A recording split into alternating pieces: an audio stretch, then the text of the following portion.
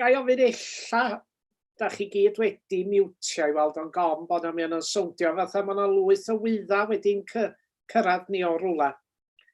Mae gynnon ni ymddiheuriadau heddiw sef y cynghorydd Nicola Roberts, y cynghorydd Richard Griffiths, Mr Keith Roberts o'r Catholic Church a Mrs Anest Fraser o'r Eglwys yng Nghymru. Oes ar ryw ymddiheuriadau eraill bod rhywun yn ymwybodol ohono fo, os gwelwch chi dda? Na?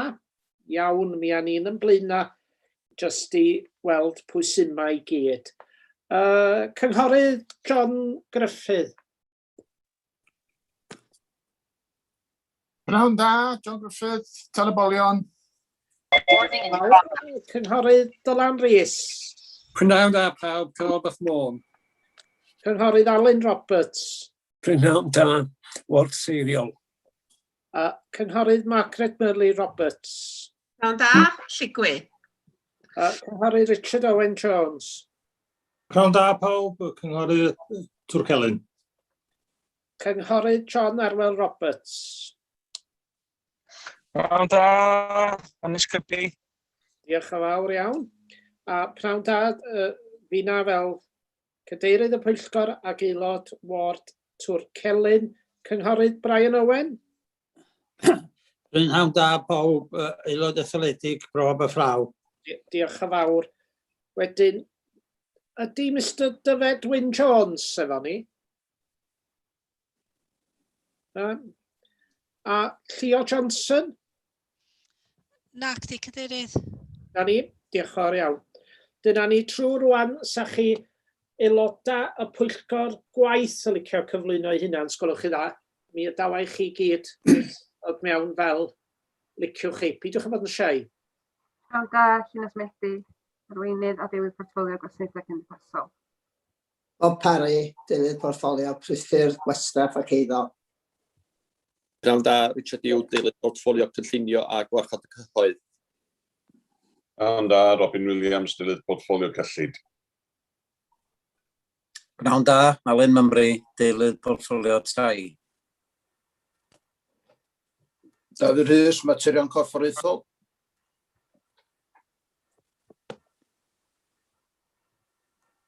Pnawn da, Carwyn Jones, deunydd portfolio datblygu'r economi.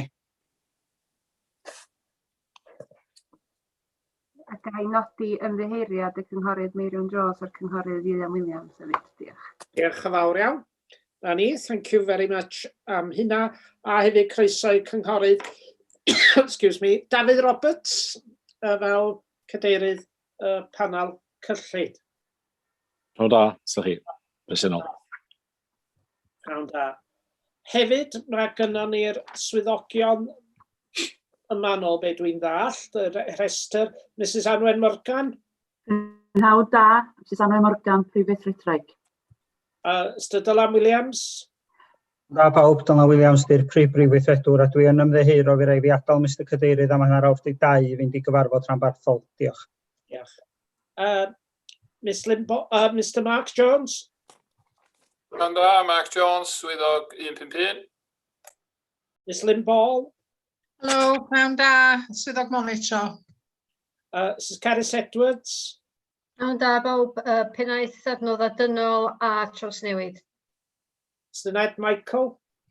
Pnawn da, pennaeth gwasanaethau tai. Mr Vaughan Roberts. Pnawn da, cyfarwyddwr gwasanaethau cymdeithasol. Mr Rhys Hughes. Pnawn da, cyfarwyddwr addysg sgiliau a pobl ifanc. Mr Christian Branch.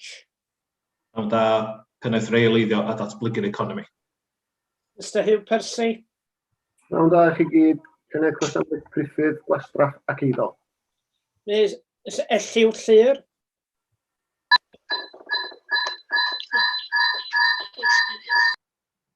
Diolch yn fawr. Mr Meirion Edwards. Helo, Meirion Edwards, swyddog gwastraff. Mr Alwyn Williams.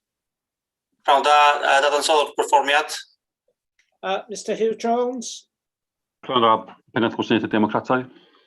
Mrs Anwen Davies. Pnawn da. Sioned Rowe. Pnawn da, swyddog Sgriwtini. A Mrs Ann Holmes. Pnawn da, swyddog Pwyllgor. Diolch yn fawr. Dwi'n gobeithio bod fi... Pnawn da, mae'r Bethan Roberts hefyd ar Chwilio Cymru. Diolch. Sori, nes i'n quite dall be gath i ddeud gyn rhywun. Sori, pnawn da, Bethan Roberts yma o ar Chwilio Cymru hefyd. Diolch yn fawr iawn, croeso atani. Croeso Diolch yn fawr. Iawn, wedyn, a ni ymlaen ar yr agenda. Datganiad o ddiddordeb gyn rhywun, sgwrwch chi dda? Na? Na. Iawn. A ni ymlaen i'r cyfnodion. Dwi'n bwriadu cymryd y tri yma as read. Wedyn, wneith rhywun gynnig nhw, sgwrwch chi dda, cyfarfod y 26 o mis Mawrth, 23rd y mis Ebrill, a hefyd yr etholiad y cadeirydd a'r is-gadeirydd ar yr 18th o mis Mai. So rhywun yn cynnig? Hapus i cynnig, Mr Cadeirydd. Diolch yn fawr iawn. Mr Cadeirydd.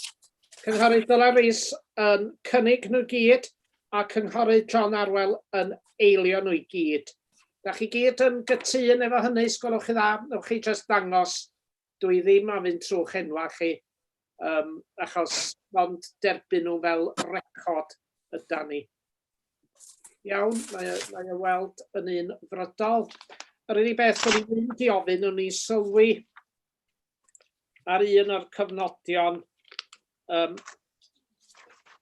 so chi am funud, additional action that an Anglesey Community Resilience Handbook be created to capture the lessons and good practices of the pandemic at community level.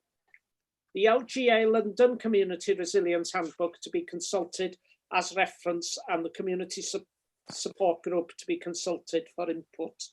Yda ni'n gwybod os o beth di digwydd efo hynny i rwan, sgwrwch y dda? So i fewn fel prif weithredoig, ia, da ni wedi ystyried y pethau yna. Sgynnon ni ddim llawlyr ar y funud yn ei ffurf fel da chi'n disgwyl i gael o, ond mae yna waith cefndirol yn digwydd. A wedi fydd yn ei adrodd i chi maes o law.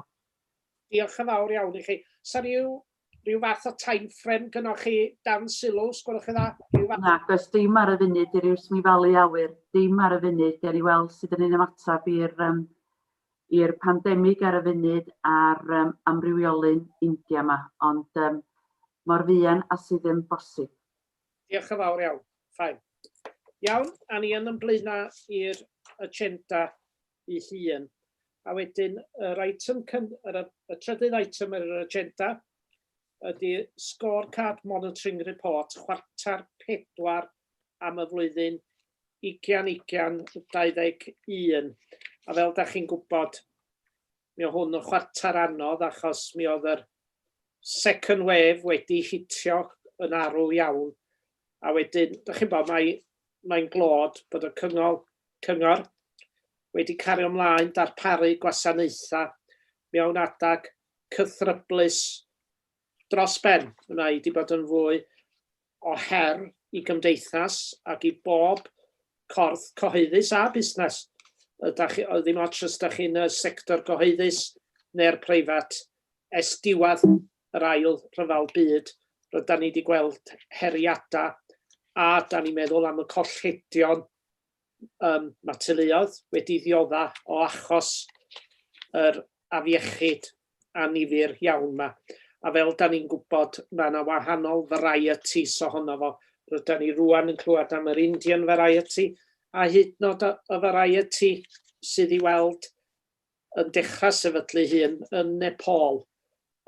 Wedyn, mae'n gyfnod heriadol o hyd. Dyn efo'r chydig eiriau yna, ga i ofyn i'r cynghorydd David Rhys Thomas gyflwyno'r adroddiad. Cynghorydd Thomas. Ia, prynawn da pawb a diolch Mr Cadeirydd am y geiriau call iawn yna.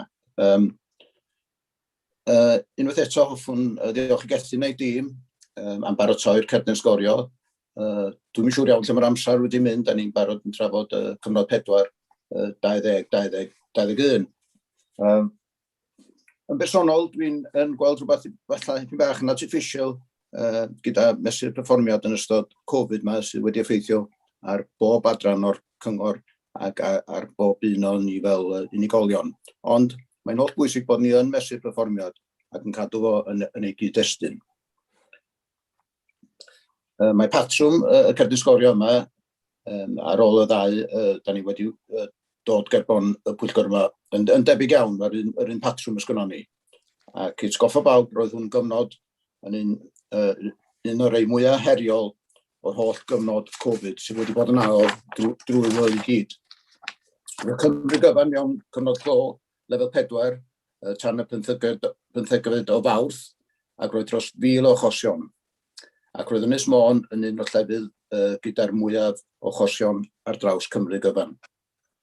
Ar ben hyn i gyd, fe gafon ni ryw spaic enfawr yng Nghaergybi. Fyse wedi gallu bod yn ddechryneb enfawr, ond diolch i'r ymateb prydlon gan Cyngor Sir oedd yn holl bwysig. Ac yn Gaergybi, oedd yr ymateb yn un sydyn iawn. Pawb yn cydweithio, y gwasanaeth iechyd, y cyngor, ac wrth gwrs gwirfoddolwyr allan yna ar y stryd. A hoffwn ni ddiolch i bawb nath ddwad i achub ni yn y cyfnod yna. Yn arbennig i digolion Caergybi, digolion y dre, cymdeithas sbesial iawn a nath ddwad at ei gilydd yn y cyfnod yma ac ymateb i'r sefyllfa anodd yma. Bod materion ariannol ddim yn rhan o'r cerdyn sgorio ac bydden ni'n trafod hwn llawer mwy mewn cyfarfodydd eraill. Dwi jyst eisiau sôn bod y sefyllfa ariannol yn weddol iach, ond wrth gwrs fe dydd y sefyllfa yna newid fel da ni wedi gweld y blaen yn sydyn iawn. Ac diolch bod gynnon ni digon arian wrth gefn yn y banc. Mae'r sefyllfa ailgylchu sy'n hynod bwysig.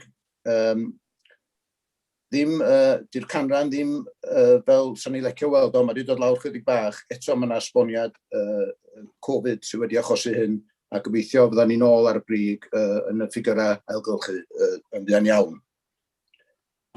Mae'r ffordd mae cyngor yn moderneiddio ac yn defnyddio technoleg hefyd yn bwysig iawn i ni.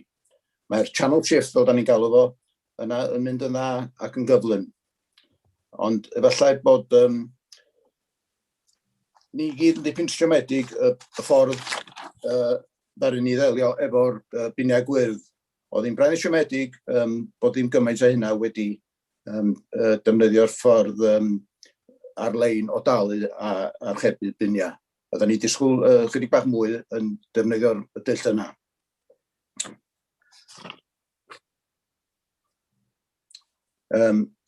Ar yr adeg yna, o'na bwysau garw iawn ar y lle ffôn, gyda dros 1,000 o alwadau dydd am ambell ddiwrnod.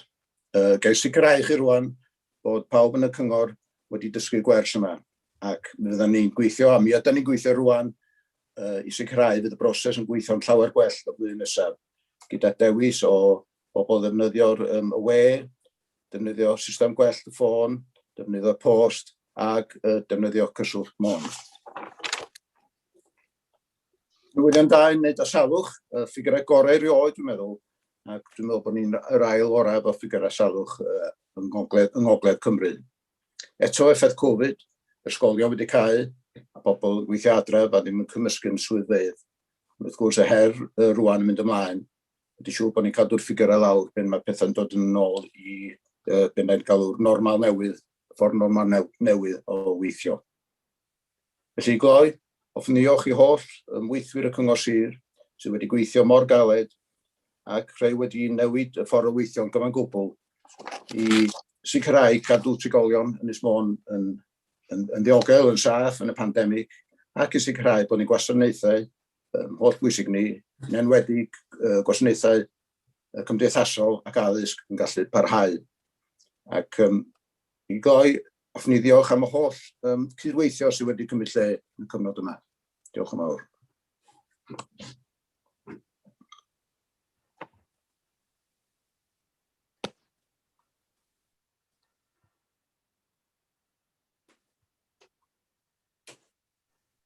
chi ar mute, Mr Cadeirydd. Thank you. Diolch am y prompt, o'n i'n newydd sylweddoli. Diolch yn fawr am hynna, Cynghorydd Dafydd Rhys Thomas. Mrs Carys Edwards, pennaeth gwasanaeth, sgynnoch chi beth i ychwanegu? Diolch Mr Cadeirydd, nag oes dim llawer mwy o dwi'n mewn gwirionedd. Dwi'n meddwl bod y Cynghorydd Dafydd Thomas wedi crynhoi yr holl bwyntiau sy'n a dwi'n meddwl sydd yn taro chi gyd, dwi'n siŵr. Y cyfnod hynod anodd, hynod herio yma, y ffaith bod y staff ni wedi troi llaw i wneud pethau gwahanol iawn i'w gwaith ac bod ni wedi dod allan yr ochr arall a bod gynnon ni sgorfwrdd hefyd. Ond wrth gwrs, tydi Covid ddim di'n gadael ni, mae hwnnw'n dal yn her yna hyd. A hwnna di'r sialens yn mynd ymlaen. Felly, gyda hynna o eiriau, diolch. Diolch yn fawr. Mr Gethin Morgan, awdur yr adroddiad? Ydy Gethin ddim yma heddiw'n anffodus, Mr Cadeirydd. Iawn, diolch yn fawr iawn. Na i atgoffa yr Pwyllgor o'r cwestiynau sylfaenol yn yr adran 4. Key scrutiny questions. How does the revenue underspend position at year-end impact on council budgets during 2021-22 and beyond? Q4 reports underperformance against some service indicators. How will mitigation plans be prioritised and monitored over the coming months? Trydydd, the report discusses the impact of COVID-19 on performance of council services. How will any proposed pandemic recovery plan address this? Ydyn ni'n gwybod un cwestiwn yn mynd o. Ydy cyswllt Môn wedi agor eto, neu ddim? Da chi eisiau fi gychwyn a wedyn Carys? Na ni, a chryso, pwy bynnag. Dydy cyswllt Môn ar y funud ddim di agor, ond da ni gobeithio y bydd o'n agor ar ryw ffurf yn fuan iawn. Unai diwedd y mis yma neu dechrau'r mis nesaf, ond ar ffurf gwahanol, ond ar y funud dydy o ddim. Mae yna waith cefndirol yn digwydd ar y funud. Iawn, diolch fawr, achos dwi yn sicr fod y cyhoedd yn awyddus i weld cyswllt Môn ar agor. Dwi'n meddwl ellas fysa cyswllt Môn di fod ar agor, fysa dipyn o'r problemau efo'r buniau gwyrdd ddim wedi bodoli, achos mae rhaid i swyddoli mae busnesau eraill sydd yn customer facing wedi mynd nôl i agor. Wedyn dwi'n meddwl bod hi yn bwysig bod cyswllt Môn yn agor, yn saff, yn hollol, wrth gwrs, mae hynny goes without saying, ond dwi yn meddwl mae rhaid ni bwyso'r hwnnw rwan mwyn i ni fedru darparu gwasanaeth i'r cyhoedd de. Yn sicr, ond wrth gwrs i wneud o yn ofalus a gyda gofal, a dwi'n siŵr bod chi'n gytuno efo hynny. Wel, do, nes i ddeud hynny yn eiriau fel o'n i'n cyfeirio at y mater. Rwy'n eisiau holi cwestiwn, gwelwch chi dda? Mr Cadeirydd, swn i'n jyst cael ychwanegu fanna hefyd at be mae'r Prif Weithredwr wedi dweud. Diolch. Wrth gwrs, mae yna sawl cyfrwng i bobl gysylltu o hyd i'r ffaith bod y drws ddim ar agor. Mae modd i bobl gysylltu trwy gysylltiadau gwahanol ar-lein ac ar y ffôn. Da ni'n derbyn yn hollol bod bobl yn hoffi medru dod i fewn, ond wedi deud hynny, mae'r dod i fewn yn gorfod bod i bwrpas. Mae hefyd yn deg i nodi na dydy cynghora eraill y gogledd chwaith ddim di agor i drws ffrynt fel canolfan gyswllt, felly tyda ni ddim allan o'r drefn yna. Ond fel ddudodd y Prif Weithredwr, da ni yn gweithio ar hyn rwan. Fel dwi'n siŵr bod chi gyd yn derbyn, mae'n anodd iawn i weithio efo'r canllawiau Llywodraeth Cymru, achos 3 wythnos o'r rybydd da ni'n gael, ac wrth gwrs mae'r rheol o hyd i bobl weithio adra lle maen nhw'n gallu, ac wrth gwrs mae Cyswllt Môn yn gallu gweithio o adra. Derbyn yn hollol y drws ffrynt, ond mae o yn falans da ni'n drio gael y fan hyn, a gwneud yn sicr bod o'n saff i bawb, y staff a'n trigolion yn dod i fewn. Diolch. Diolch i chi am hynny, Mrs Edwards. A da chi wedi cyfeirio at un peth arall hefyd, sef yn system ffôn ni. A mae'n system ffôn ni weld yn methu copio efo'r nifer o alwadau da ni'n cael. Dwi'n gwybod mod i a sawl cynghorydd arall wedi cael galwadau i ymwneud â'r bunia gwyrdd y methu catrwad. Pa ddarpariaeth yda ni'n neud efo'n systemau ffôn os ydy cyswllt mon ddim ar agor ar yr eiliad hon? Mae gynnon ni gynlluniau fel dweud fath y Prif Weithredwr gyfeirio at ar gyfer edrych ar sefyllfa gwahanol i ymdrin ar galwadau ffôn. Mae o'n bwysig i nodi, dwi'n meddwl nath y cynghorydd Dafydd Thomas gyfeirio ato fo. Roedd y galwadau ffôn ma'n 2 gwaith yn cyfri arferol. Dim unwaith, ond 2 gwaith. Dwi'n meddwl bod hynna yn rhoi syniad i chi o'r nifer oedd yn dod i fewn. Am 9 mis o flwyddyn dwytha, o mis Mawrth hyd yn Nadolig, doedd na ddim oedd y ffôn sy'n cael ei delio efo, ond o ddechrau'r flwyddyn ac yn bennaf oll yn mis Mawrth, mae'r ymchwil anferthol yma wedi digwydd. Felly, fatha ni'n dweud, mae o'n bwysig i roi cyd-destun i hwn, a cyd-destun i'r niforoedd. Dwi'n dall rhwystredigaethau pobl, ond mae o'n bwysig nodi'r niferoedd, a da ni'n sôn, cynghorydd Dafydd Thomas sôn am 1,000 o alwadau, oedd o'n nes i 2,000 ar sawl diwrnod yn fis Mawrth y diwrnod, a mae hwnna'n swm anferthol alwadau i unrhyw system neu drefniant ffôn ddelio hefo. Diolch. Na, derbyn eich pwynt chi ar hynny, ond cyn Covid, mi o'n gynnon ni bryderon am yn systema ffôn ni.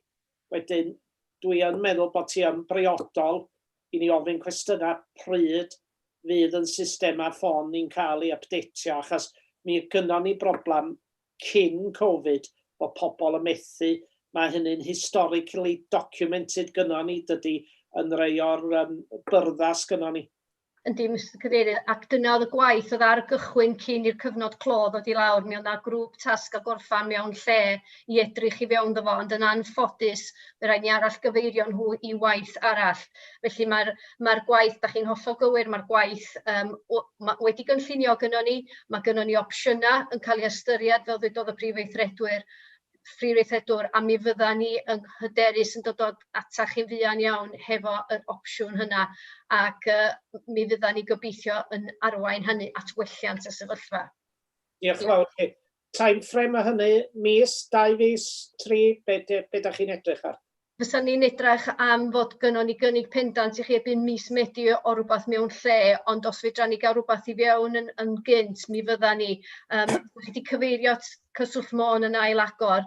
Canlyniad ail-agor hynny di bod fi yn gorfod tynnu'r staff sydd bod yn gymorth i TTP o cyswllt mon yn ôl i cyswllt mon, a mi fydda nhw yn cefnogi lle fydda nhw'n gallu fo'r galwadau ffôn fel rhan o'r gwaith yna.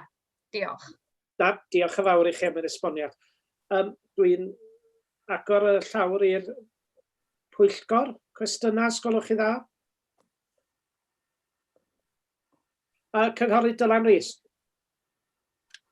Diolch, Mr Cadeirydd. Dwi'n meddwl yn gyntaf, dwi eisiau just llongyfarch y staff oherwydd fel sydd wedi cael ei cyfeirio at, mae staff wedi bod o dan pwysau ofnadwy gyda delio gyda pandemig. A dwi'n meddwl bod y canlyniadau dyn ni'n weld fe mewn adroddiad, bod yna rhai coch i weld gyda KPIs, maen nhw'n rhaid gofal i meddwl faint o pwysau mae staff wedi bod o dan y beth maen nhw wedi cyflawni yn ystod amser yma. Ond dwi hefyd eisiau sôn am y system ffôn, oherwydd mi oedden ni eisiau codi'r pwnc, a dych chi wedi cael fyna o flaen fi, Mr Cadeirydd. A fel dych chi wedi cyfeirio at, mae yna problemau wedi digwydd gyda pobl trio cysylltu efo cyngor efo ffôn, a dim jyst yn ystod trio cael y biniau gwyrdd. A dwi'n meddwl, beth sydd angen i ni ystyried ydy pan ydych chi'n sbio ar y KPIs ac yn y rhan sy'n delio gyda gofal cwsmer, does na ddim KPI ynglyn â bodlonrwydd y cyhoedd gyda cysylltu efo y cyngor. Wedyn dwi'n falch i glywed bod na cynlluniau ar y gwell i ni cael system ffôn gwell. A dwi'n meddwl beth sydd angen i ni wneud ydy sefydlu KPI i wneud gyda bodlonrwydd y cyhoedd gyda cysylltu efo cyngor. Mae fi yn o bosib fel bod ni'n cael baseline rwan, a wedyn mae allan ni'n mesur maes o law pan bydd y system ffôn newydd neu'r upgrade wedi dod I fewn, sut mae'r bodlonwydd efallai wedi codi o dan y system ffôn newydd. Dwi'n meddwl dyna beth sy'n bwysig, bod ni'n gwybod lle dyn ni rwan, a dyn ni ddim lle dyn ni eisiau bod rwan, a wedyn dyn ni'n mynd I weld sut dyn ni'n gwella wrth mynd ymlaen. Mrs Anwen Morgan. Mae ddrwg gen I di'r llaw rithiol ddim yn gweithio. Diolch I chi, Gynghorydd Rhys.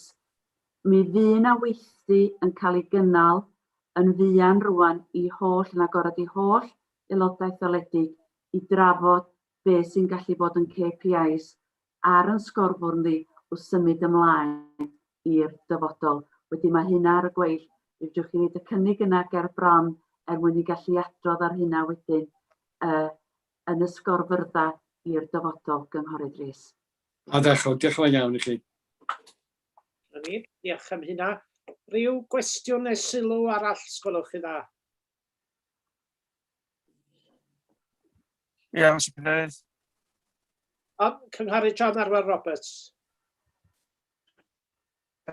Ie, jyst sylw dwi'n ategu 100% be mae Cynghorydd Dylan Rhys newydd ddeud. Mond eisiau diolch i'r swyddogion a staff I gyd dan ar gyfer arbennig yma. Bech o bod na sgorfa ar y funud yna bob. Da ni'n dallt yr resyma am hynna. Mod hynna sgynna I ddeud y gwir ar y sgorfa. Diolch. Rwy'n arall efo cwestiwn neu sylw Cynghorydd Brian Owen.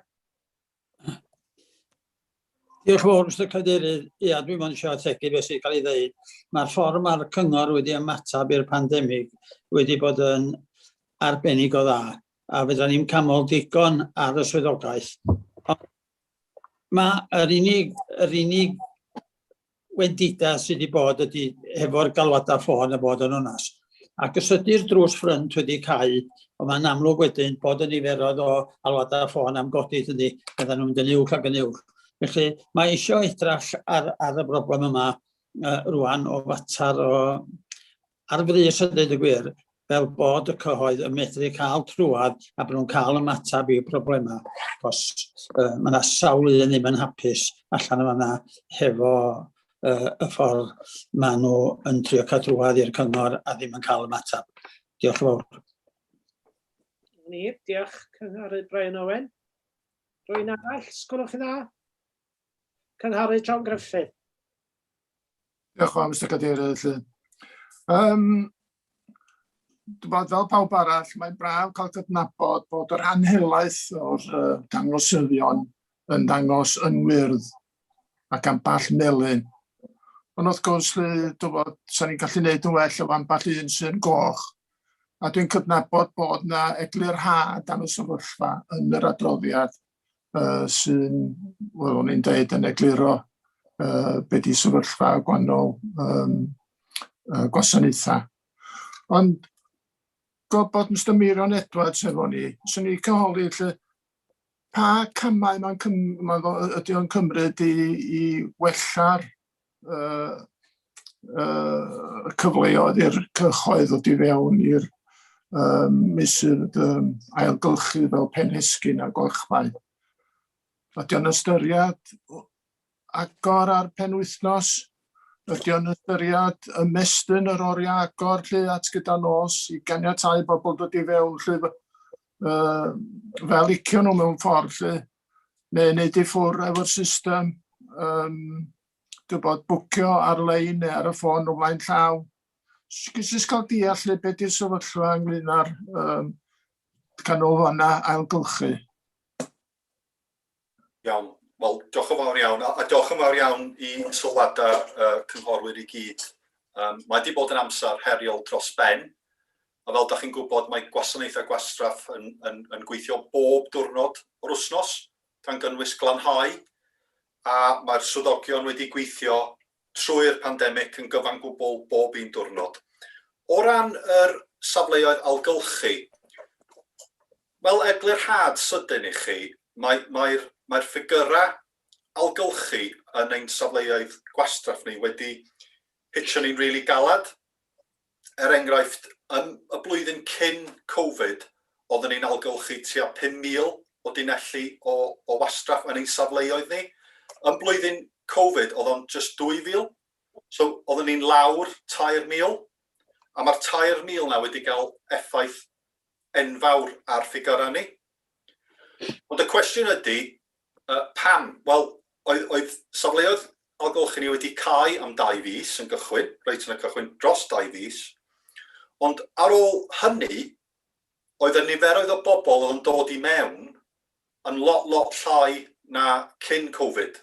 So, doedd bobl ddim eisiau defnyddio safleoedd ni am pa bynnag rheswm. Fel ydych chi'n gwybod, oedd gennym ni system bwcio, ac ar hyn o bryd, da ni'n dal efo system bwcio.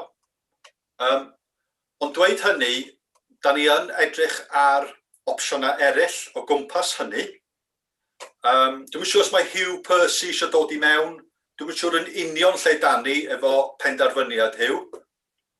Ond da ni'n edrych ar opsiynau eraill i falla parhau bwcio yn Gwalchmai a falla edrych ar opsiynau eraill yn Penhesgyn. Hugh, ti eisiau dod i mewn fan'na i roi eglurhad pellach, os gwelwch yn dda? Iawn, dwi'n cymryd mae'n iawn fydd o fewn am Mr Cadeirydd. Allai gadarnhau o ran safle Gwalchmai, mae'r risg o ddamwain ffordd yn golygu bod angen rheoli'n ofalus iawn, a felly mae'r niferoedd yn aros trwy system bwcio, ond ar y gyfer Penhesgyn, trefniant yn dod yn ei le i bobl ddim orfod bwcio o flaen llaw, monitro niferoedd ac amanylion pobl o ran track and trace wrth y giat, a treialu y drefn yna o adael i'r cychoedd ddod heb bwcio o flaen llaw, ac os di hynny'n gallu rheoli yn llwyddiannus heb greu unrhyw broblem ar y safle ac ar y ffordd bwrw ymlaen efo'r drefn yna. Yn y tymor hirach, fysa ni'n edrych arno fod i fydda posib adolygu y drefn bwcio i wneud o yn fwy llyfn ac yn fwy hawdd, user-friendly yw'r term Saesneg, ond dros dro, parhau bwcio yn Gwalchmai, dim angen bwcio i Penhesgyn. Diolch am hynna. Diolch, Mr Cadeirydd. Ga i droi at mater a chyfer chi'n codi efo'r key scrutiny questions. Efo, how does the revenue underspend position at year-end impact on council budgets? So Mark Jones yn gallu egluro. Ia, na chi, os ydy'r deulu portffolio ta eisiau dweud gair a wedyn, Mr Mark Jones? Ia, diolch yn fawr iawn. Mae y sefyllfa ariannol yn llawer iawn iachach na beth ni wedi i ragweld ar ddiwedd y trydydd chwarter. Mae hynny, lot o hynny'n dod o'r ffaith bod na grantiau wedi cael eu talu i ni yn hwyr yn y dydd. A mi bydd Mark Jones roed mwy o wybodaeth ynglyn â hynny. Ond ydy'n sefyllfa ni ddim yn wahanol i'r awdurdodau eraill ar draws Gogledd Cymru. Mae pawb wedi ffeindio'r un peth. Mae tanwariant wedi bod yn uwch na beth rhywun yn ddisgwyl. A felly mae'r sefyllfa ariannol wedi gwella oherwydd hynny. Yn amlwg mae rhywfaint o'r grantiau yna yn arian sydd wedi cael ei glusnodi wan mwyn gwario yn 2021-2022. Ac mi fydd y cynlluniau hynny wrth gwrs yn mynd yn ei blaen. Wedyn, na i drosglwyddo i Mark ar hynny. Diolch yn fawr iawn. Mr Mark Jones. Diolch yn fawr, Mr Cadeirydd. Ie, mae'r sefyllfa ar diwedd y flwyddyn ariannol wedi dod allan lot gwell nag oedden ni'n rhagweld, a fel oedd yr deilydd portfolio'n dweud. Lot o hwnna i wneud efo grantiau ag arian ychwanegol na ddod gan Llywodraeth Cymru. Rhywfaint o'n o'n hwyr iawn yn y dydd. Pan da ni'n cael lawr, da ni wedi trio adnabod yr arian grantiau yma oedd ddim efo defnydd penodol, a mae hynna wedi endio fyny yn yr earmarked reserves ni, a mae'r balans yna wedi codi o tua 5 miliwn os dwi'n cofio, o sut oedden ni blwyddyn yn ôl.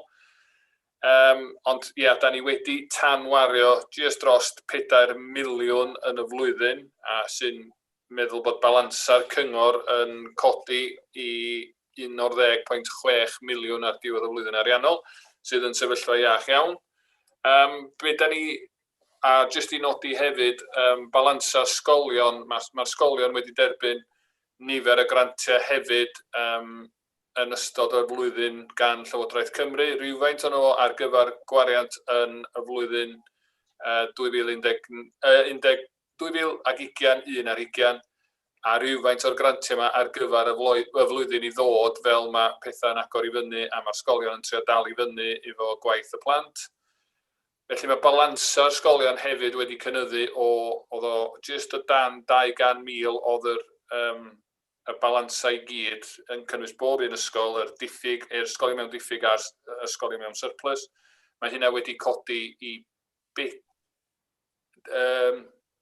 miliwn, dwi'n cofio'n iawn, 4 miliwn. Ond fydd yr ysgolion wrth gwrs yn defnyddio lot o'r grantiau yma yn ystod y flwyddyn sydd i ddod, so dwi'n rhagweld fydd y balansa yn mynd lawr yn y flwyddyn i ddod. Be da ni ddim yn wybod, wrth gwrs, ydy be fydd y pwysau ar gwasanaethau'r cyngor yn y flwyddyn i ddod a'r flwyddyn wedyn fel mae pethau'n agor i fyny a mae'n amlwg, mae yna rei gwasanaethau sydd ddim wedi gallu gweithredu yn llawn yn ystod y cyfnod cael awr. Gwasanaeth plant ydy'r enghraifft amlwg, ond mae yna enghreifftiau mewn gwasanaethau eraill hefyd. Felly mae yna bosibilrwydd fydd y cyngor yn gorwario yn y flwyddyn i ddod, a fydd hwnna yn cael ei ariannu allan o'r balansa arian gefn, balansa'r 11.6 miliwn o'n i sôn am. Hefyd, be da ni ddim yn wybod wrth gwrs ydy effaith hyn ar setliad y cyngor yn y flynyddoedd i ddod. Da ni'n disgwyl yr adolygiad gan Llywodraeth Cymru. Rwan mae'r etholiad nhw drosodd a mae'r Llywodraeth yn ei le am 5 mlynedd. Da ni'n gobeithio fydd na rhywfaint o arweiniad mwy tymor hir o ran sut fydd yr setliad yn edrych yn symud ymlaen. Ond mae yna bosibilrwydd wrth gwrs, os di Caerdydd yn derbyn llai arian gan Llundain, wel fydd setliad y Llywodraeth leol yn waeth na wedi bod yn y 2 flynedd dwytha, a mae yna bosibilrwydd fydd ni gorau mynd yn ôl i edrych am doriadau eto. Ond wrth gwrs mae'r balansa iach sgyn y cyngor yn rhoi dipyn bach o amser i ni weithredu unrhyw doriadau sydd gorfod cael ei wneud. So mae'n caniatáu ni bosib defnyddio balansa'r cyngor yn y tymor byr jyst i pontio y gap rhwng toriad yn y setliad a'r cyngor yn gallu gweithredu ar arbedion sydd angen ei wneud. Felly, mae'r sefyllfa yn iach iawn ar y funud, ond be da ni ddim yn wybod ydy beth sy'n dod rownd y gornol. Hynna ydy yr big unknown, a da ni angen yr arian yma wrth gefn rhag ofn bod yna pethau mowr sy'n dod sydd angen i ariannu, da ni ddim yn gwybod amdano ar hyn o bryd. Diolch yn fawr. Diolch yn fawr iawn. Diolch. Rhyw gwestiynau eraill neu sylwadau, sgolwch chi dda? Dwi'n trio. Dwi'n gweld bod neb isio gofyn cwestiwn na sylw. Rai jyst ddarllen allan yr argymhellion i chi. 1.1. This is the third and final scorecard report for 2021. It is to be considered within the context of the additional pressures emanating from our response to the coronavirus pandemic during Q4. 1.2. It portrays the position of the Council against its operational objectives outlined and agreed earlier in the year. 1.3.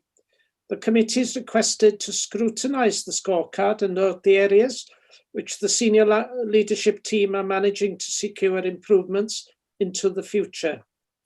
These can be summarised as follows. 1.3.1. Performance of the whole should be maintained and improved, and those that are under target should implement and identified mitigation actions to aid improvement during 2021-22.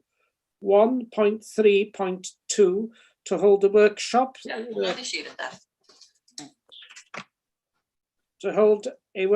with the senior leadership team and elected members as soon as possible to confirm relevant indicators for inclusion in the 2021-22 scorecard. 1.3.3 to revise the 21-22 targets to ensure that they are challenging yet achievable, and where targets are affected by the coronavirus pandemic, that these are noted and updated throughout the year.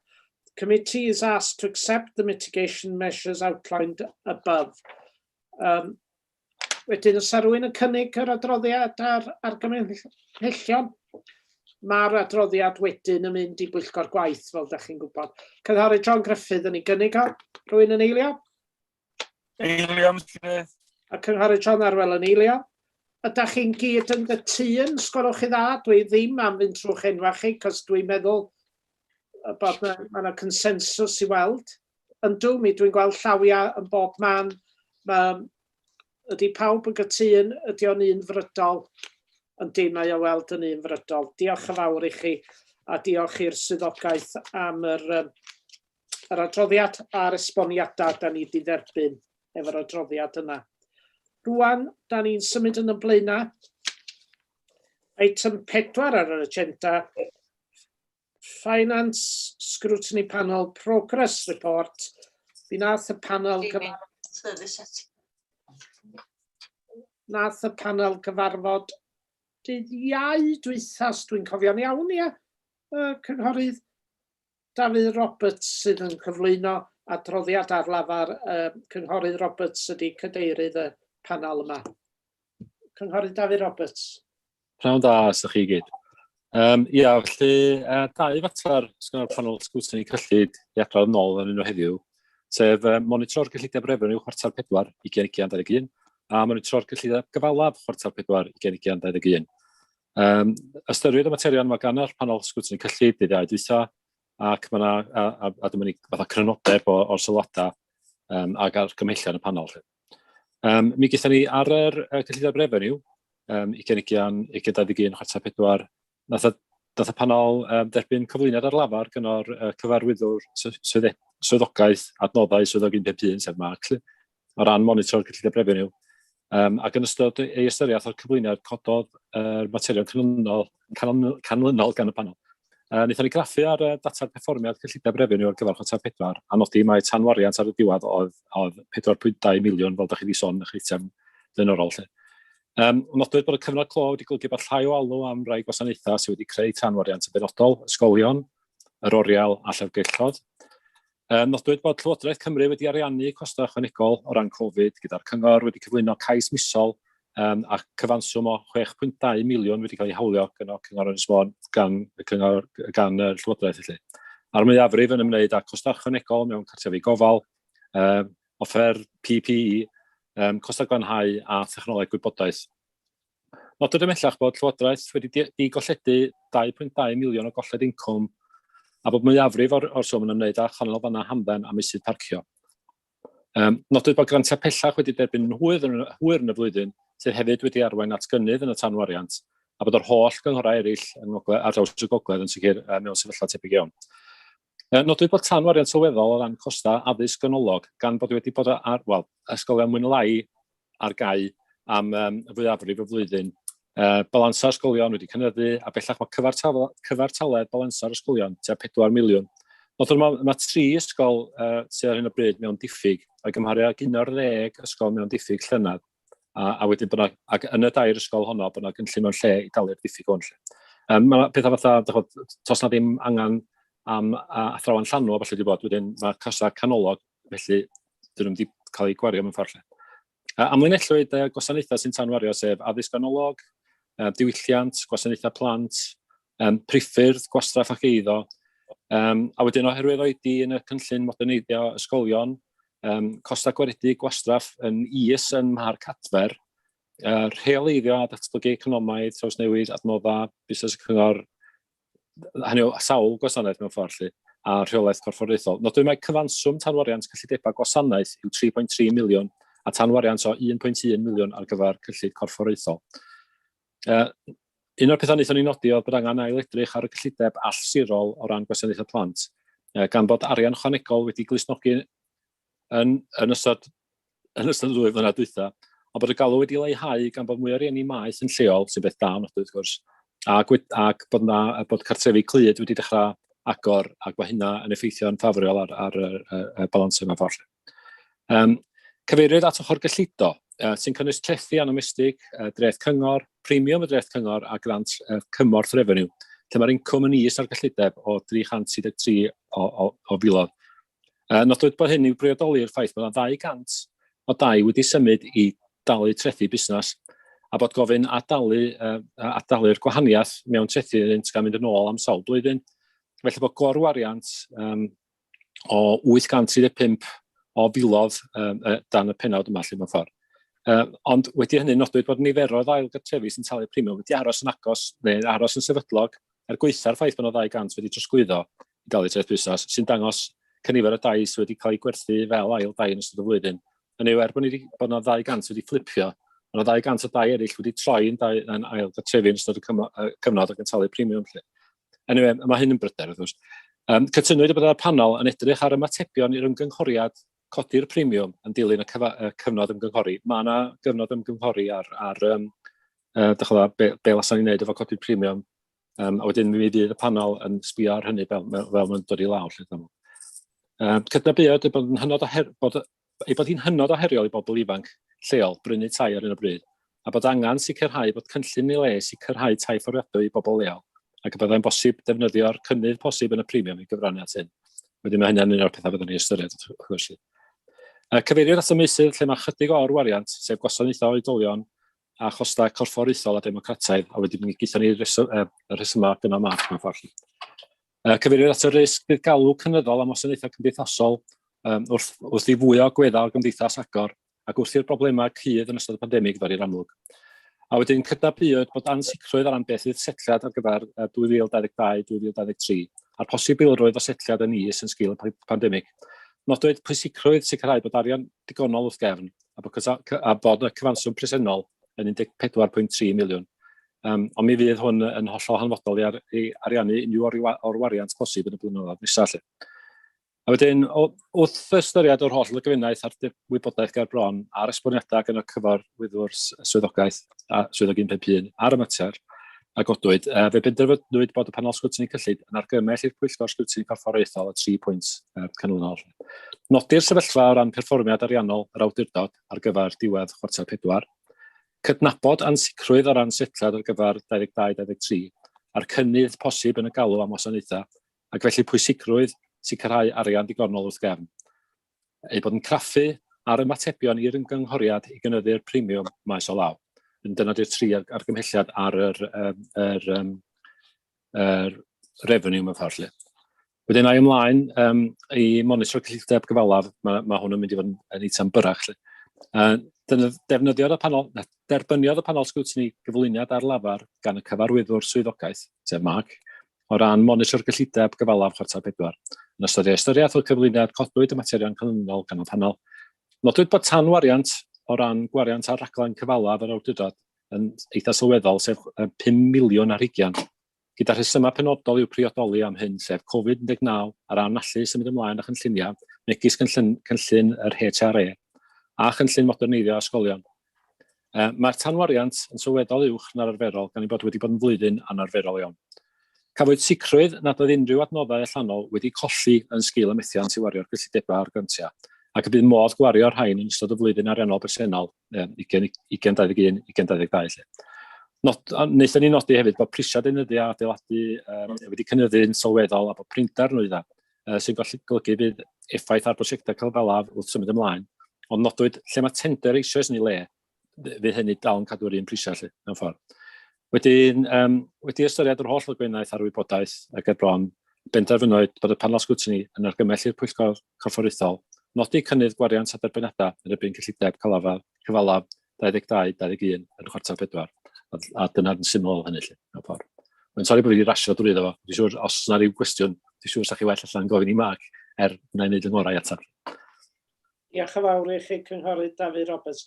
Adroddiad ar lafar oedd hwnnw, so mi fydd eich argymhellion chi yn dŵad yn yr adroddiad ffurfiol chi'r pwyllgor nesaf, dwi'n cymryd, achos ond da ni yn ddiolchgar am y gwaith ydych chi yn gwneud yn edrych ar y gyllideb ac ar y refniw a capitol. Os ar ryw gwestiynau I cynghorydd David Roberts, gwelwch chi dda? Na, dim cwestiwn. A cynghorydd Brian Owen. Sori, y bron mi fethu chi fyna, cynghorydd Brian Owen.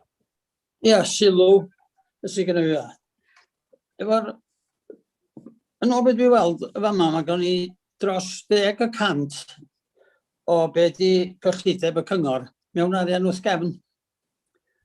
Da ni'n wastadol yn gofyn I adranna fod yn wneud arbedion ac arbedion ac arbedion a mae'r arian yma mewn lle. Hefyd, fedra ni'n gweld sut fydda ni gael settlement da gan y Llywodraeth Caerdydd, pa mae gen ni fath swm wrth gefn, da nhw'n edrych ar hwn a dweud, ia, mae hyn efo arian, da nhw'n misio gymaint. Wedyn, mae'n rhaid I ni ddechrau sbio rwan a dweud, ia, arian y dreth dalwyr ydi o, a beth da ni'n medru wneud iddyn nhw, I helpu nhw. Da ni'n clywed ar sawl sgîm sydd o gwmpas ar ynys, enghraifft, da chi'n sbio ar Amlwch, maen nhw'n desbryd am gael pitch 3G, mae llan mae'r pwrch yr un fath, a beth da ni'n neud I helpu nhw, da ni'n dweud nad oes am arian. Bysa'n medru cymryd miliwn o fama yn hawdd a reid hanner 100,000 bob un iddyn nhw fel bod nhw'n gael o. A pethau fel hyn sy'n cadw pobl ifanc yn brysur ac oedd ar ein strydoedd ni ac yn y blaen. Wedyn, dwi'n gweld bod ni yn iach ofnadwy efo arian wrth gefn. Da ni'n debygol bod yn gario ymlaen yn yr un ffordd da ni wedi bod yn y dros y flwyddyn tan mis Medi, mis Hydref, beth bynnag. Wedyn, dwi'n meddwl, eich mae eisiau sbio a gwario dipyn bach ac a gweld beth ydyn ni'n gwneud. Mae'n wir I ddeud hefyd, fysa ni ddim wedi medru codi ceiniog ar treth y cyngor flwyddyn yma, so ni'n dal efo dros 10 miliwn mewn arian wrth gefn. Wedyn, fyswn ni'n hoffi gyrru negas yn dol I dweud bod yna filiwn yma bod ni'n cefnogi lle bydd ddim Amlwch sy'n isio 3G a allan mae'r pwrch lle mae boblogaeth o tua 15% o bobl. Mae'n drwy sylw fel as sydd gen o fi, Mr Cadeirydd. Diolch yn fawr. Diolch, cynghorydd Brian Owen. Wel, fel un o gynghorwyr ardal Amlwch, dwi'n sy'n ni'n croesawu sy'n ni'n cael 3G pitch. Dwi'n gwybod bod yna waith yn mynd yn ei flaen I drio codi'r arian ni. A rhywbeth fysa'r gymuned yn gwerthfawrogi cael. Dwi'n meddwl siarad dros Llanfairpwll, dwi'n siŵr wneud rwy'n arall wneud hynny. Ryw sylw, cynghorydd David Roberts, cynghorydd Robin Williams. Os ga I just dweud, da ni fel panel Sgriwtini cyllid, da ni'n amlwg, os oes yna gyfle I ddefnyddio arian wrth gefn a gwneud hynny mewn ffordd resymol, fysa ni'n gefnogol I hynny wrth gwrs. Dwi'n meddwl beth sy'n anodd yn I radda, yr argraff ydda ni'n gael, oedd bod mae'r Llywodraeth, tydi'r Llywodraeth ddim yn medru cario pres drosodd o un blwyddyn I llall, ond mae cynghorau medru I radda. Wedyn i'r radda, efo'r grantiau munud ola yma, dwi'n meddwl bod y Llywodraeth wedi symud pres oedd ar ei llyfrau nhw I lyfrau ni, achos bod ni medru gwneud defnydd, medru gadw fo yn reserves mewn ffordd. Wedyn, I radda, da ni'n gwybod beth sy'n ar feddwl y Llywodraeth I ganolog. Ella bod nhw'n gwneud hynny gan wybod bod na ia calad iawn o'n blwyddyn nesaf. Ne, ella bod nhw wedi troi, bod nhw wedi ffeindio'r goedan arian hyd pwy awyr, ella bod nhw'n hau pres. Ond dwi'n gwybod ella bod gyda Robin neu Mark sylwadau eraill. Ond ydda ni'n teimlo, mae'r rhaid I ni, tyda ni'n gwybod faint o bres ydda ni'n mynd I gael diwedd y flwyddyn ariannol dwytha, ac oedd mi wnaethon ni argymell bod ni ddim yn gwneud y toriadau ydda ni wedi bwriadu wneud, a bod ni yn medru lleihau rhywun ar y dreth llynad. Wedyn, dwi'n meddwl bod ni yn trio gwneud penderfyniad, neu trio argymell bod y pwyllgor gwaith yn gwneud penderfyniadau doeth i fenyw arian naw i lawr.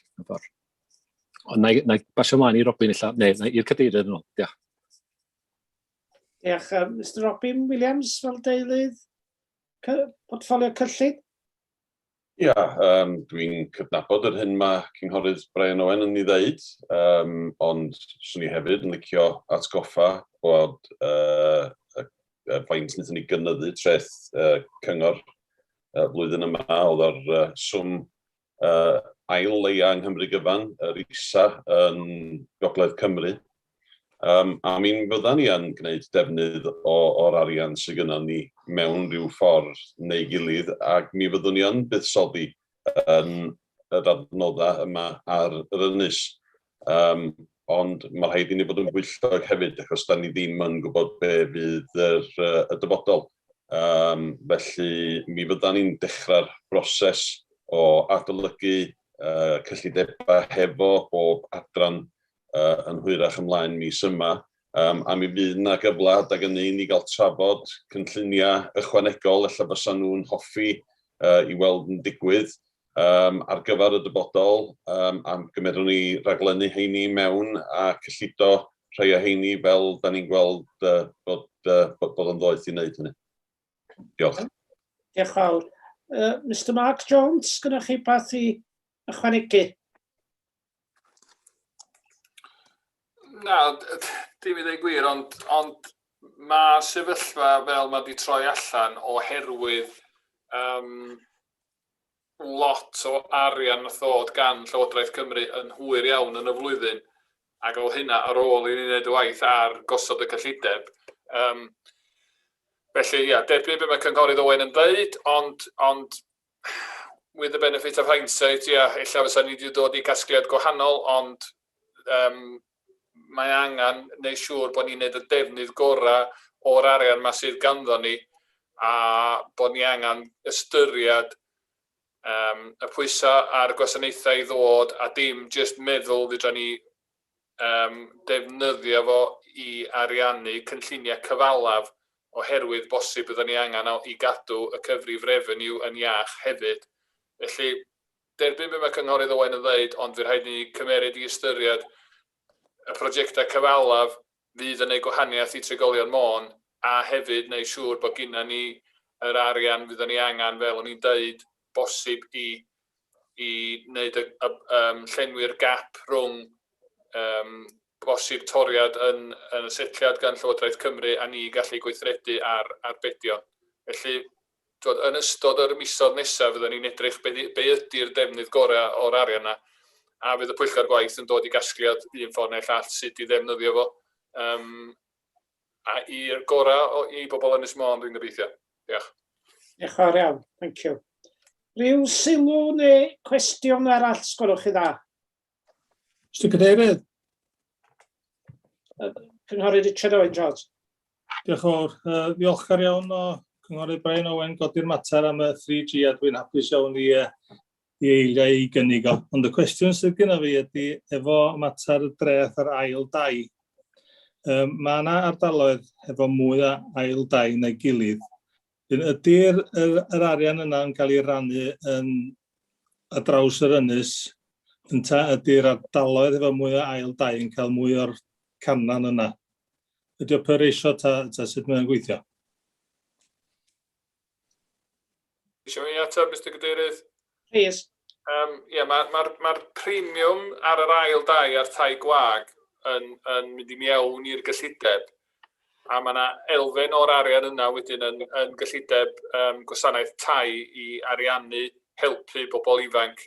Wel, mae'r arian yn cael ei ddefnyddio lle bynnag mae'r ceisiadau yn dod, so da ni ddim yn targedu fo ar gyfer yr ardaloedd sydd efo fwy o ail dau neu tai gwag. Mae'r arian yna i helpu rhywun ar Sir Fôn sydd yn stryglo i gael tŷ i gychwyn, dydy. So, ella bod nhw'n byw mewn ardal lle mae yna lot o dau gwag, ond maen nhw'n prynu tŷ mewn ardal arall, so mae'n anodd i ni wneud yr asesiad yna. So, blaenoriaethu ar draws yr ynys ydyn ni. Da ni'n targedu fo ar gyfer yr trefydd lle, neu'r pentrefi lle mae yna fwy o ail dai. Diolch. Yr unig sylw efo premium tai yma ydy efo tai gwag, mi ydyn ni'n hitio bobl lleol efo tai gwag, achos bod na amgylchiadau weithiau bod tai yn mynd yn wag, a mi ydyn ni'n penalisio pobl am bod y tai yma'n mynd yn wag, illa trwy nhw'n fault of their own, cos dwi wedi gweld rei llynydd oedd yn cael eu hitio, a pobl lleol oedd yn cael eu hitio efo tai gwag. A dwi'n meddwl bod hwnna'n double-edged sword, bod rhaid ni fod yn ofalus efo yn mynd yn blaenau, achos mae yna ormod y dai gwag, a achos rhesyma, ella allan o control y bobl lleol, yn methu cael ei gosod achos ymgylchiadau, a dwi'n meddwl fel cyngor, mae yna ddyletswydd yna ni i edrych ar y mater yma eto i ymwneud â tai gwag sydd yn berchnogaeth pobl lleol sydd yn byw ar Ynys Môn. Cadeirydd, gael ydy fewn i atab yr cwestiwn yna. A chroeso. Fel rhywun sy'n byw mewn stryd yn Llanach y Medd, yr eithaf chi pan nes i fewn mae 5 mlynedd yn ôl o 3/4 y tai teras yn wag. Ers i ni ddod ar premium i fewn, fe eithaf chi rwan bod nhw'n bellach yn eludu a nid adeiladau. Mae yna bobl ifanc wedi gallu ymgartrefu yma oherwydd bod y treth a'r dai gwag wedi golygu yna bod nhw wedi gosod, ac dydyn ni'n mynd gorfodi neb i werthu, be dyn ni'n orfodi wedi bod yna ddefnydd yn cael ei ddigwydd o'r eludu yma. Neu'r adeiladau ydyn nhw'n bodoli nes bod rhywun yn byw yn nhw. A dwi yn falch iawn o'r cynllun yma pan dwi'n gweld y bobl, a pobl ifanc yn digwydd bod yn y strydoedd yma sydd wedi dod i fyw yn y tai yma oedd yn wag.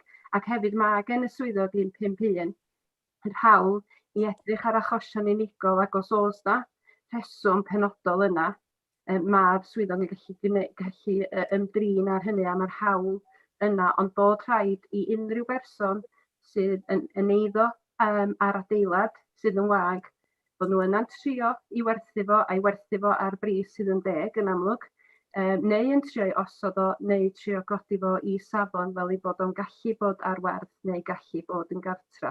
Felly mae'n bwysig iawn, dwi'n ofyn weithiau os nad ydy o'n cael ei gymryd i gyd-destun, a dwi'n falch iawn o weld y pobl yma sydd yn digwydd bod yn gweithio yn Astell yn Gefni neu yn athrawon yn stryd i'n fama, oherwydd bod ni wedi medru rhoi y pwysau i droi yr adeiladau yma yn eludu, fel dwi'n dweud. Diolch, Mr Cadeirydd. Thank you. Mi fedra i ddod â sawl achlysur i chi o bobl lleol sydd wedi cael ei hitio gen y premium na'r dai gwag. A dwi yn falch o glwad, a bod tyddwn ni ddim yn gwybod tan heddiw, bod gen y swyddog 151, os dwi wedi dall chi'n iawn, Madam Arweinydd, ar hawl i wefio y premium ar dai gwag? Mae gen o'r hawl i edrych i fewn i bob achos yn unigol, achos mae yna rhai unigolion yn enwedig yn ystod yr argyfwng, os oedden nhw'n trin y tai, maen nhw wedi methu gwneud y gwaith trin oherwydd bod pobl methu dod yna i gwneud, ac yn lle bod nhw'n cael y 6 mis o rhyddhad, mae'r swyddog wedi gallu gweithio a rhoi amserlen hirach iddyn nhw. Mae yna amgylchiadau lle, mae wahanol amgylchiadau fel nodwyd chi, a mi roddodd y Pwyllgor gwaith yr hawl yna i'r swyddog 151 i edrych ar bob un achos yn unigol, a mi welon ni hynna yn ystod Covid, fel dwi'n dweud, ond nhw'n methu cael yr tradesman i fewn i'r tai i gwneud y gwaith. Diolch i chi am yr esboniad yna, Madam Arweinydd. Rhyw gwestiwn neu sylw arall? Mr Cadeirydd, gai just dod i mewn i egluro'n union beth sy'n digwydd efo tai gwag. Efo tŷ mynd yn wag, mae'r perchenog yn cael 6 mis o eithriad o talu dreth a'r premium. Ar ôl i'r 6 mis na ddod i ben, os dyn nhw yn trio i werthu neu osod y tŷ, beth sy'n cael ei ddisgrifio fel actively marketing, maen nhw'n cael eithriad o flwyddyn o'r premium. So mae gen nhw flwyddyn a hanner i drio neu rhywbeth efo'r tŷ. Ar diwedd y cyfnod yna, wrth gwrs, mae'r premium yn dod i mewn, a mae hwnna wedyn yn dyblu y dreth cyngor ar y tŷ. Mae gen i'r hawl o dan yr polisi dewisol mae'r cyngor wedi mabwysiadu i edrych ar achosion lle mae codi y dreth neu codi'r premium yn creu caledu ariannol ar unrhyw berson. A haid nhw brofi i mi bod sgynnym nhw ddim y modd i gallu talu y premium neu'r dreth cyngor. Mae'r achosion yna yn chydig iawn sy'n cyrraedd y pwynt yna, ond da ni yn edrych arnyn nhw, a os dyn nhw'n medru profi bod nhw ddim yn gallu, a mae'r problem efo'r tŷ a cael gwarad o'r tŷ tu allan i rheolaeth nhw, wel, da ni yn edrych i eithrio nhw allan o'r premium adag hynny. Ond fel dwi'n dweud, prin iawn ydy'r achosion sy'n cyrraedd y pwynt yna. Os fel dwi'n dweud, mae nhw'n cael 19 mis i wneud rhywbeth efo'r tŷ. A mae'n anodd iawn i rywun profi bod nhw mewn trafferthion ariannol os gyda nhw dŷ hunan a tŷ gwag maen nhw'n berchen a dydyn nhw ddim yn gwneud yn byd efo fo. Wrth gwrs, pwrpas y premium a'r tai gwag ydy mwy na lai gorfodi bobl i wneud rhywbeth efo'i tŷ nhw i gael o nôl i mewn i ddefnydd. Cos cyn y premium, oedd na gennym ni nifer o dai oedd yn dai gwag, oedd bobl yn fodlon jyst talu y dreth cyngor, y dreth cyngor arferol, a gadael y tŷ yn wag. Wel, mae yna nifer o'r dai yna wan, lle mae'r perchenog wedi meddwl, fydra ddim fforddio talu dwbl y dreth cyngor a cael y tŷ yn wag. Felly mae o yn cael effaith a mae o'n gorfodi bobl i feddwl dwy waith be i wneud efo'r tŷ gwag sydd ganddyn nhw. Diolch yn fawr. Diolch i chi am yr esboniad. Yw gwestiwn neu sylw arall? Na, ddim i weld. Iawn, diolch i chi. Da ni'n derbyn yr adroddiad ar lafar na fyna, tos a ddim pleidlais na ddim byd yn fyna. Os felly, dwi am a dweud ffarwel wrth chi am y pnawn yma a dymuno dda chi gyd. Sef o'n i os da chi'n dymuno, cynghorydd? Wel, swn i'n licio aros, mae gen i gyfarfod arall dwi fod i fynd iddo. Diolch i chi. Hwyl fawr. Mi awn ni ymlaen rwan i item 5, Impact of Covid on Homelessness Services, ac yn cyflwyno'r adroddiad yma mae'r deulu portffolio cynghorydd Alun Mymru. Dwi ddim am ychwanegu geiriau at hwn, ond pasio fod drosodd at Elliw, dwi'n meddwl sydd wedi gwneud y gwaith cefndirol i'r adroddiad yma. Iawn, mi fydda ni saff a basio fo ymlaen i awdur yr adroddiad, sef Elliw Llyr, ond ydy'r pennaeth gwasanaeth eisiau dweud beth o gwbl gyntaf? Diolch i chi. Yn sicr, Elliw di awdur yr adroddiad, yn sicr Elliw di'r un sy'n arwain ar y gwasanaeth i gartrefedd, felly na i basio ymlaen i Elliw. A ni, diolch fawr iawn. Croeso, Elliw? Prynawn da, diolch yn fawr. Ie, grynhoi, dwi'n gobeithio bod yr adroddiad yn rhoi trosolwg o'r materion mae'r gwasanaeth wedi orfod wynebu yn ystod y flwyddyn dwytha. Yn amlwg, oedd rhaid i ymatab yn sydyn i sefyllfa Covid fel nifer o wasanaethau a sicrhau bod pobl yn gallu bod all lloches mwyn neu siŵr nad oedd Covid ddim yn myledu yn bellach o fewn yn cymunedau ni. Oedd rhaid i ni fod yn darparu gwasanaeth mewn ffyrdd gwahanol. Yn amlwg, doedden ni'n gallu mynd allan i weld pobl a doedd yn gwasanaethau cefnogaeth ni felly ddim yn gallu gwneud hynny chwaith. Ond yn sicr drwy weithio mewn ffordd gwbl wahanol dros ffôn, da ni wedi gweld gwell berthynas mewn ffordd efo llawer iawn o aelodau'r cyhoedd, efo'r bobl da ni wedi bod yn geisio i cynorthwyo, prif bartneriaid fel yr heddlu, darparwyr cefnogaeth ni, yn sicr nathon ni gyd dynnu at yn gilydd mwyn neu siŵr bod gynna ni ddigon o ddarpariaeth. Mi oedd hi yn her cael digon o lefydd, nathon ni weld cynnydd aruthrol yn nifer o bobl oedd yn dod ata ni ofyn am gymorth, a da ni yn parhau i weld y lefelau yna hyd yn oed yn dechrau flwyddyn yma efo dros 100 o bobl wedi dod ata ni yn barod. A da ni yn ffeindio fo'n anodd iawn gallu symud pobl ymlaen achos mae rhenti weld yn codi, mae yna lai o gyfleon i bobl eich symud ymlaen, felly da ni'n cynnal pobl yn hirach, a mae pobl i weld hefo issues cymlath hefyd. Maen nhw'n dod ata ni heb bron iawn dim byd ar eu cyfar, da ni'n gorau helpu nhw gael mynediad i fwyd, da ni wedi trefnu negas, cynllun negas, lle da ni'n trefnu bod nhw'n gallu cael mynediad i microwave, pethau sylfaenol iawn, jyst mwyn cychwyn pobl mewn tenantiaeth. Ac rili, da ni wedi gallu gwneud hyn efo pawb yn gweithio efo'n gilydd. Diolch yn fawr i chi. Mae'r adroddiad yn un cynhwysfawr. Oes ryw gwestiynau neu sylw, sgwylwch chi dda? Da ni yn ddiolchgar bod chi wedi mynd i draffaeth i baratoi'r adroddiad mae i ni. John Griffith. Da chi ar mute, cynghorydd John Griffith. Diolch yn fawr. Ie, gyda ambell i gwestiwn, ond yn gyntaf, gallwch chi egluro sut oedd yr effeithiau o'r Covid sydd wedi dod arno? Sut oedd hynna wedi cynyddu y niferoedd o digartraf i gymaru â beth y sefyllfa blaenorol?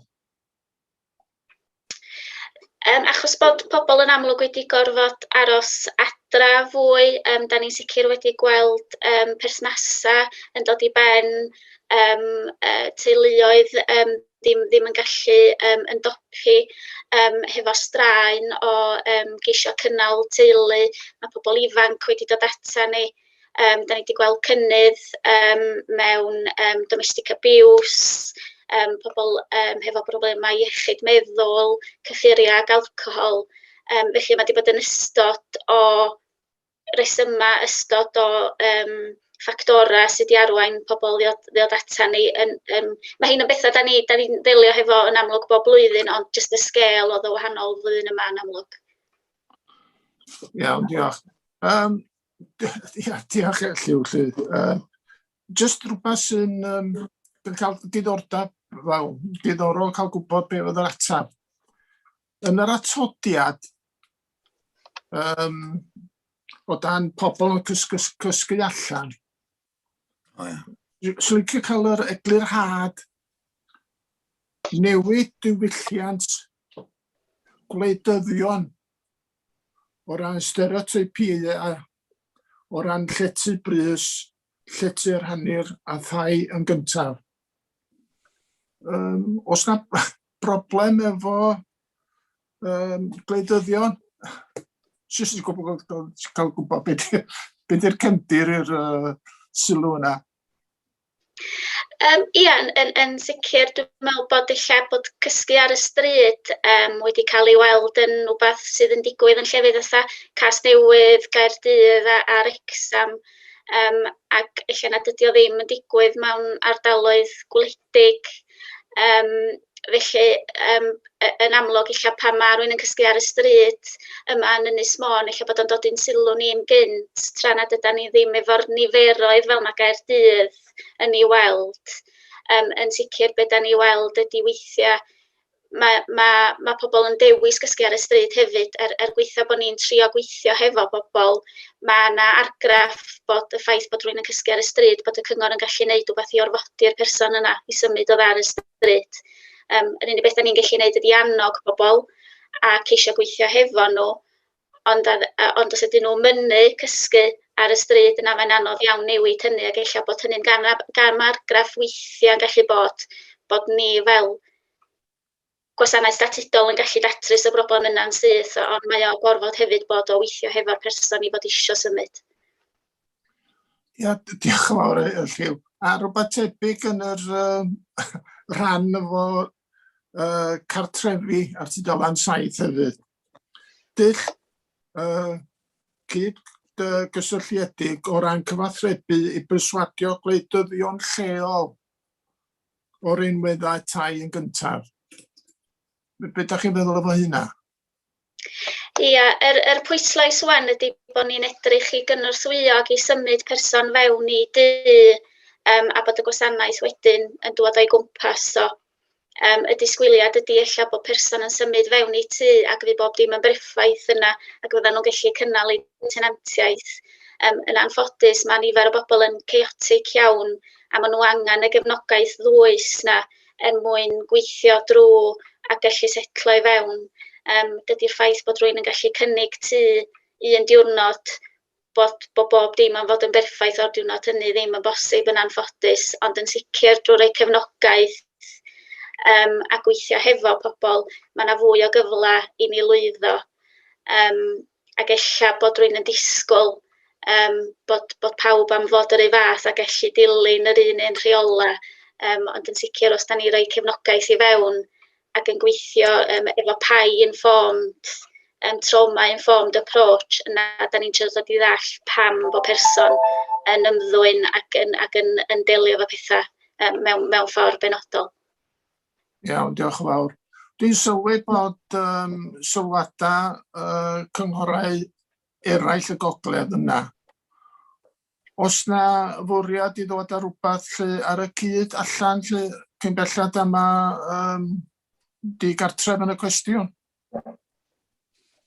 Ia, y cynllun gwaith ydy hwn ar draws y gogledd, be da ni wedi weld ydy'r materion da ni'n gallu cydweithio arno fo, a wedyn yn amlwg mae gen bob awdurdod wedyn I be maen nhw eisiau gwneud yn lleol, ond mae hein yn bethau lefel uchel sydd ar draws y gogledd I ni, ac yna mon da ni'n advocate o weithio ar y cyd mwyn datrys problemau, ond da ni yn gweithio wedyn ar lawr gwlad, ella chydig bach wahanol mwyn cynnig datrisiadau.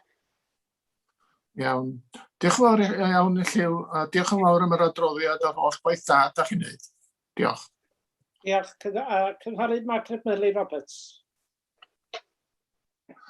Diolch yn fawr, Mr Cadeirydd. O'n I ofn fanna bod John mynd I ddwyn yn nghwestiwn I. Na fo, nath o ddim chwarae teg. Diolch yn fawr Elliw am adroddiad gwych. Darllan yr adroddiad, darllan rhwng y llunella. Mae'r cydweithio yn amlwg wedi bod yn well yn ystod Covid nag oedd o cynt rhwng eich partneriad chi a'ch arasiantaethau. Ydy hwn yn arfer da sy'n mynd I gario ymlaen gobeithio? Ydy yn sicr, da ni yn cynnal adolygiad ar hyn o bryd I gael barn enwedig yn darparwyr cefnogaeth ni. A'r negas ydy gynnyn nhw bod nhw wedi gwerthfawrogi gallu bod ar gael, bod swyddogion o fewn y cyngor yn enwedig tîm grant tai ochr cefnogaeth wedi bod ar gael I gynorthwyo. Yn sicr, da ni wedi gweithio dda iawn efo'r heddlu a hefyd o ran y gwasanaeth prawf. A mae fwriad gyda ni I edrych ar bobl sydd hefo achosion cymlaeth. Be ni'n gyfeirio at gyna nad ydy un peth ddim yn mynd I allu datrys I sefyllfa nhw iddyn nhw. Rhan o'r atab ydy tai, ac yn sicr da ni yn gweld hynny hefo y ffordd da ni wedi gweithio, yn sicr da ni wedi dod yn agosach. Diolch yn fawr, diolch yn fawr. Gwestiwn neu sylw arall, sgolwch chi dda.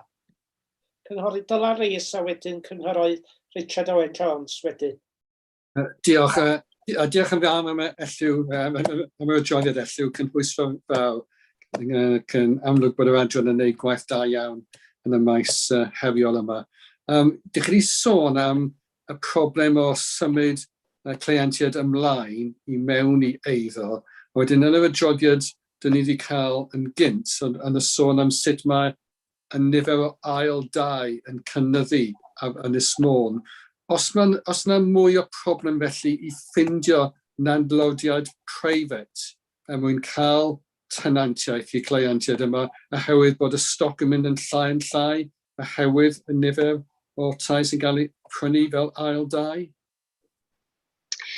Fyswn ni'n gallu gwneud y cysylltiad yna heddiw yma o ran data a gwybodaeth, ond yn sicr be da ni yn weld ydy mae yna gynnydd yn yr henty, mae yna ddisgwyliad uwch o ran be mae landlordiaid isio, ac felly mae hynny'n neud hi'n anodd iawn wedyn I berson sydd ar fudal eich cael mynediad iddo fo. Da ni yn gweithio'n agos efo landlordiaid ac efo cynllun anogaeth mewn lle ac yn ceisio cael landlordiaid I weithio hefo ni ac yn cynnig yr incentives yna iddyn nhw weithio hefo ni. Ond mae'n debyg y gna ni weld y cysylltiad hefo illa tai'n cael ei gwerthu ac felly dydyn nhw ddim ar gael i'w rhentu, ac illa pobl hefyd yn landlordiad yn penderfynu gwerthu achos maen nhw'n gweld y cyfle wan bod y prisiau'n uwch o rannu tai. Oce, diolch yn fawr am hynny. Harry Richard Owen Jones. Ia, diolch yn fawr. Mae Elli wedi ateb y cwestiwn yma'n barod, yn cwestiwn gen John, o ran yr unigolion sy'n dewis byw ar y stryd. Felly, yn aml yn ngwaith fyddai'n mynd at y rhain. A mae'r cyhoedd yn gweld bai ar y cyngor yn dydi bod y pobl yma ar y stryd. Ond y gwir ydy, yn nhw sy'n dewis, dim ond faint o waith wneith y cyngor neu'r adran yna. Tydi pawb ddim isio y cymorth a'r help a'r cydweithio efo'r cyngor. Felly mae hynna yn heriol iawn i chi ac yn risg mawr i'r cyngor yn dydi. Diolch i chi am yr sylw yna, Cynghorydd Richard Owen Jones, a'r profiad personol chi o hynny, wrth gwrs yn eich gwaith. Oes gen unrhyw gwestiwn neu sylw arall sgwrwch chi dda? Na, dim i weld. Mae'n achos am ond derbyn yr adroddiad a diolch am y gwaith sy'n cael ei wneud yn y maes dwys yma a'r angen i weithredu ar frys fuo blwyddyn dwytha achos y pandemig. Da chi gyd fel Pwyllgor yn derbyn yr adroddiad, yndach? Nwch chi ddangos gwelwch chi dda, ynddi, mae yn unfrydol. Diolch yn fawr iawn a diolch Elliw am baratoi'r adroddiad a i gyflwyno fo i ni heddiw. Diolch yn fawr iawn. Da ni'n symud mlaen rwan i'r item ddwytha ar yr agenda, sef item 6, mwyn gwybodaeth i chi, yr itema sydd yn dod fyny gynno ni. Nwch chi sylwi bod gynno ni gyfarfod mis nesaf yr 8fad i ymwneud â adroddiad y cyfarwyddwr Social Services, y statutory report ydy hwn. Mae o'n dod i ni, mae o'n mynd i'r Pwyllgor Gwaith, a wedyn mae o'n mynd i'r cyngor llawn. Ac yn mis Medi, fedrwch chi weld beth gynno ni fyna, mis Hydref, mis Rhagfyr. Mae gynno ni 2 gyfarfod mwy na tebyg yn mis Rhagfyr, Tachwedd, sori, meddrwch fi. Fel da chi'n gweld, a mae'n itema sydd i ddod fyny rai yn nhw'n Pwyllgor ni, fel dwi'n meddwl Transformation of Learning Disabilities Day Opportunities. Oes ryw syniad pryd fydd hwnnw'n dod i'r Pwyllgor? Rwy'n medru deitha fi? Dwi'n meddwl nathon ni diweddaru chi yn yr fforwm caderyddio bod yr amserlen yn cael ei adolygu oherwydd bod Covid a bod dim wedi mynd ymlaen, dim ydyn ni'n cadarnhau yn y fforwm caderyddion fel da ni'n cyfarfod y fiso. Diolch yn fawr iawn. Wedyn, School Modernisation Programme Siriol Ardal Amlwch. Sa ryw ddyddiad ar gyfer hwnnw eto? Na, yn yr un modd nathon ni ddeud bod yn amlwg fel da chi wedi gweld o'r adroddiad perfformiad bod llithriad i bod yn yr amserlen a byddwn ni'n eich diweddaru chi ar hynny. Diolch yn fawr iawn. Wedyn Asset Small Holdings Management Plan, dwi'n cymeryd bod hwnnw'n dod i'r Pwyllgor Corfforaethol, yndi? Yndi, mae wedi raglennu fel nath ni drafod eto, ond fi'n hewadrodd yn yr drefnu i fynd i'r Pwyllgor Gwaith ac i ddod ato chi cyn iddo fo fynd i'r Pwyllgor Gwaith. Mae'r un nesaf, da chi'n gweld, efo dyddiad pendant dydy gerbroni Housing Services Homeless Data. Mae hwnnw wedi bod, mae'n ddrwg i fi, dwi'n drysu fo dyddiadau yma. O'n i'n meddwl na 2022 mae hwnnw wedi bod. A wedyn recovery Covid, ac wedyn mae'r un nesaf wedyn i'r Pwyllgor arall. Wedyn dyna ni, yr unig apel sgynno fi i chi fel aelodau'r Pwyllgor fel yr arfer. Plis newch chi gysylltu efo fi neu yr swyddogion os ydych chi'n dymuno cael rhoid item ar yr agenda i ni edrych mewn i ryw fatar mewn dymder. Plis, dewch â fo ymlaen yn tai fi fel cadeirydd neu'r is-gadeirydd neu i'r swyddogaeth i ni fedru mynd â fo i'r fforwm i drafod. Wedyn efo'r chydig eiriau yna, ga i ddiolch i chi gyd am eich presenoldeb heddiw ac am eich cyfraniad. Mae'r cyfarfod ar ben, mae hi bron yn 25 past 2. So diolch yn fawr iawn i chi.